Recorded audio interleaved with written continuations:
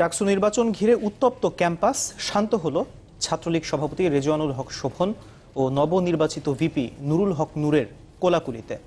টিএসসিতে গিয়ে নূরকে শুভেচ্ছা জানান শোভন।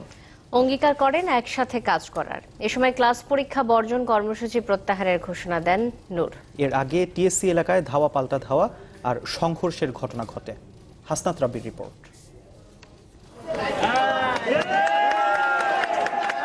গত দুদিনের গুমোট আবহাওয়ায় এ যেন এক পশলা বৃষ্টি।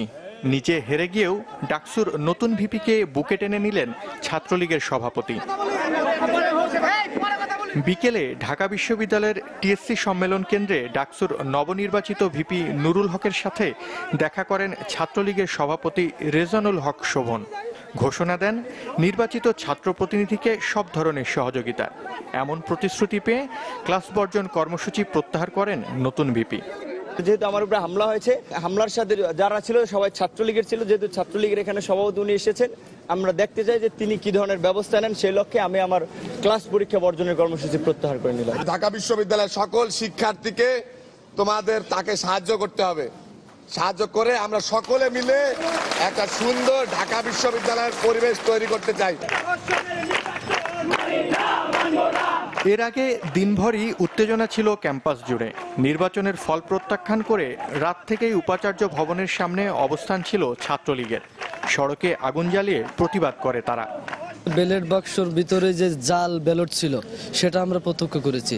ভোট গণনার সময় কারচুপির অভিযোগ উঠেছে।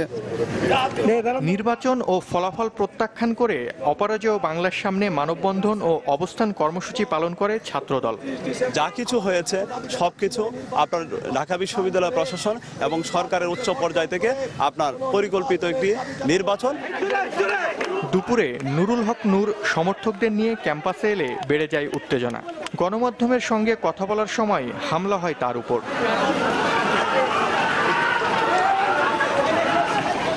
শুরু হয় ধাওয়া পাল্টা ধাওয়া।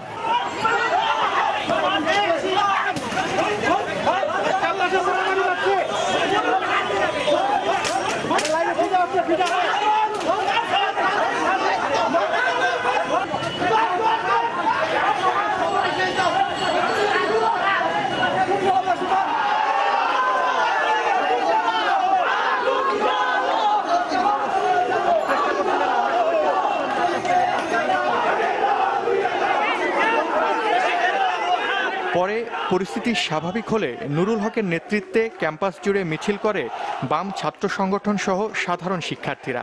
এ সময় ভিপি ও সমাজসেবা ছাড়া সব পদে পুনর্নির্বাচনের দাবি জানায় নুরুল হক।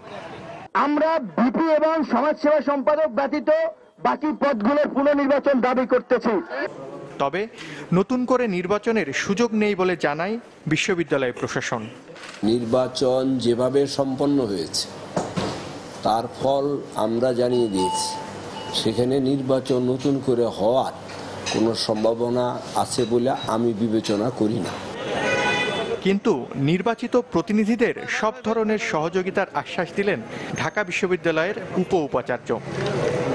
হাসনাত রাব্বি, চ্যানেল 24, ঢাকা।